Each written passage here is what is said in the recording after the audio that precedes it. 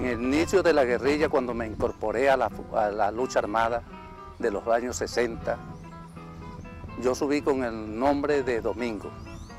Después bajé a los llanos de Barinas, Apure y Portuguesa, y me destaqué como el comandante Rosano.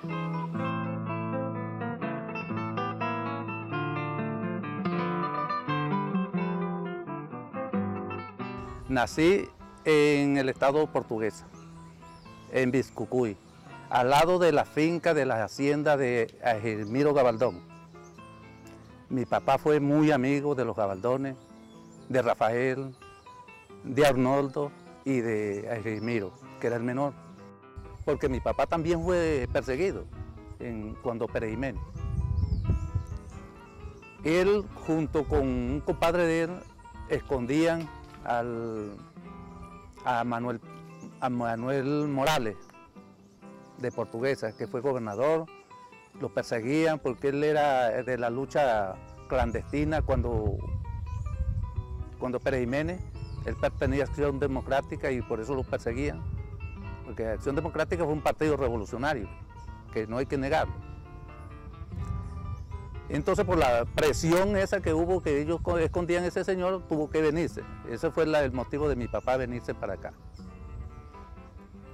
Bueno, él siempre nos contaba la historia, pues, de los Gabaldones y eso. Y mis dos abuelos fueron luchadores también. Pelearon en las luchas de Gómez contra los Gabaldones y todo. Ellos pelearon en esas luchas que siempre hacían, que lo hacían era machete, a cuchillo, a palo, a como diera lugar. Nosotros nos tocó pasar frente a frente al ejército y ninguno nos disparamos en la sabana. Cualquiera no cree. Por lo menos un día iba más o menos como 20 soldados sería. Y no tuvimos más acción. Ellos pasaron una distancia como de 100 metros. En la sabana se ve hasta una hormiga. Ellos mirándonos a nosotros y nosotros mirándolos a ellos. Más adelante llegaron y dijo un sargento, un cabo, no sé qué sería, le dijo a los campesinos ahí del caserío. No, ahí iban los guerrilleros, pero a mí no me interesa porque me quedan 4 días para irme de baja. Y así que no voy a ver, de bolsa me vayan a matar ahí. Tranquilito. Le vengo a contar una pequeña historia de Luis Mejía, ¿no? Un gran compañero de lucha aquí con estas tierras. Él vivió con mi hermana 17 años, nos ayudó a criar, pues, porque mi padre, cuando murió, yo quedé huérfano prácticamente, nosotros somos 10. Mi madre, pues, quedó sola y él se fue para la casa con mi hermana a vivir, pues, y él nos ayudó a levantar con poco de lo poco que ganaba por ahí, porque él también era explotado, trabajando por ahí con un traductor, él es maquinista, ¿no?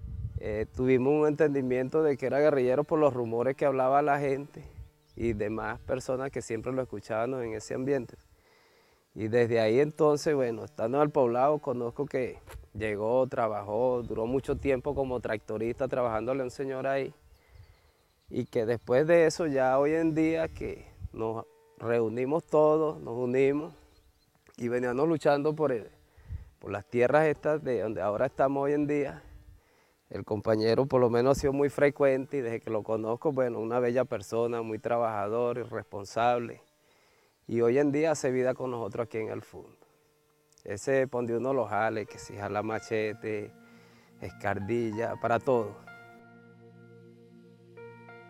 Me crié trabajando en el campo, junto a mi papá y en la casa, con mis hermanos y bueno, empecé a tener contacto con Pancho Alegría. Él se desplazaba por Caracas, Barquisimeto, porque él era nativo de Barquisimeto. Pero él vivía aquí en donde llaman Raya, cerca de la colonia Mijagual.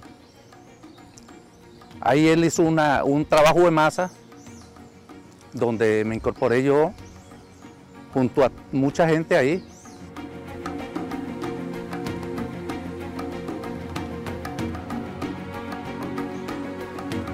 Luego ya venía la persecución, ya el gobierno ya se estaba dando cuenta que nosotros estábamos trabajando a favor de la lucha armada, y empezaron a molestarse y a buscar maneras de buscarnos, porque en aquella época cuando uno decía camarada, la palabra camarada era un delito.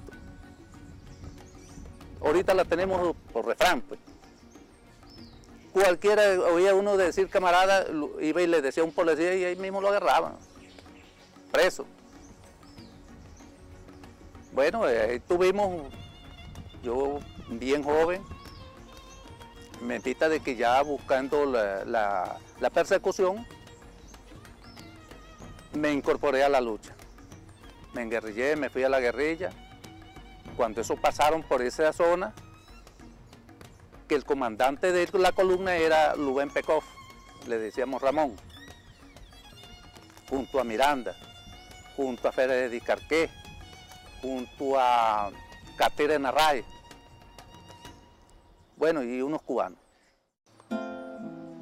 Ahí fue cuando el mismo Pancho Alegría fue el que me bautizó con el nombre de Domingo. En esa época no era Pancho Alegría, sino el Indio, le decíamos el Indio.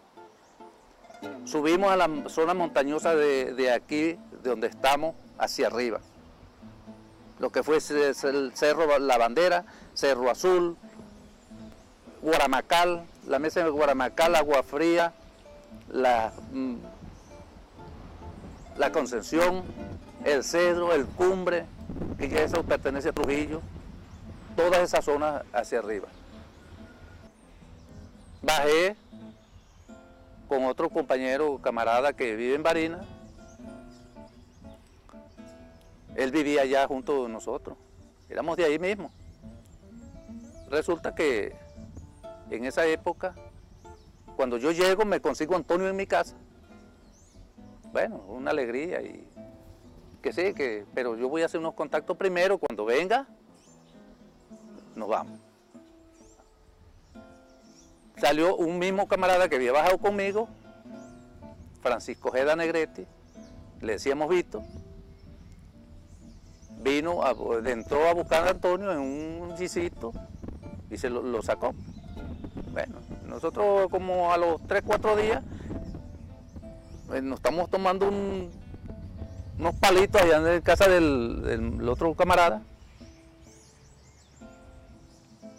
Entonces, como a las 2 de la mañana, a las 3, nos llegó el ejército. Por otros compañeros que habían bajado juntos y los agarraron, entonces se fueron de boca y nos delataron, pues. Uno de aquí de Barinas y otro de Caracas. Nos agarraron, pues, nos llevaron a punte culatazos de todo, pues. Nos montaron un helicóptero y nos llevaron al Tocuyo, al TEU-3 cuando figuraba allá en Urica. Ahí estuvimos y nos llevaron al cuartel Corpaguayco, donde permanecimos durante 8 meses, torturándonos, corriente y bueno, muchas cosas. A donde conocí que cayó en ese momento Tircio Pinto, cayó casi con toda su gente. Esa gente son de por aquí de Río Acarigua.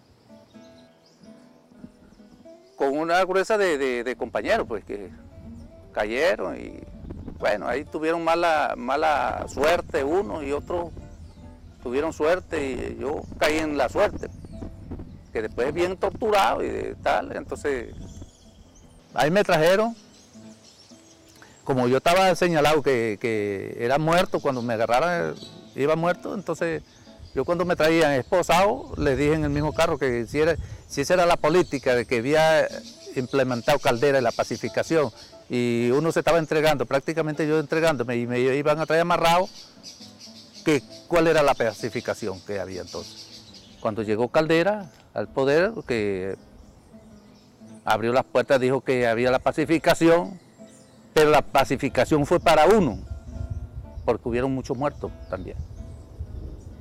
Muchos camaradas que mataron en esa época. Que ahí tenemos el caso de Santa Rosa, en muchos casos. En la celda que estábamos, había uno solo en cada celda. Cuando oía uno que sonaba la puerta de la celda, segurito la llevaba golpe. Estos calabozos lo estrenó cuando más lo hicieron fue un guardia nacional, muy buena gente por cierto, pero muy pecón. Y entonces fue el primerito que entró a estos calabozos. Me supongo que tienen que haber pasado un sacrificio demasiado de fuerte, esta es una cosa horrenda. A simple vista se ve que, bueno, me hace recordar las celdas del Tocuyo. Así mismo era. Pero los que tuvieron la desdicha de llegar aquí, yo desearía que más nunca le volviera a tocar. Porque no se sabe, porque como está eso, quién sabe cómo sería el comportamiento, cómo los trataría. Tampoco podía uno ponerse que yo conozco a fulano, que es el colaborador fulano, pues entonces iban y buscaban ese gentío a torturarlos también. Tanto el muchacho que cayó conmigo y yo, pues nos hicimos unos varones y nos soltamos. ¿Que estaban en la guerrilla? Sí, estábamos en la guerrilla. ¿Y quiénes no? Porque nosotros no teníamos acceso, porque nuevos no teníamos acceso a adentrar las casas, los campesinos. Por ahí nos defendimos muy bien.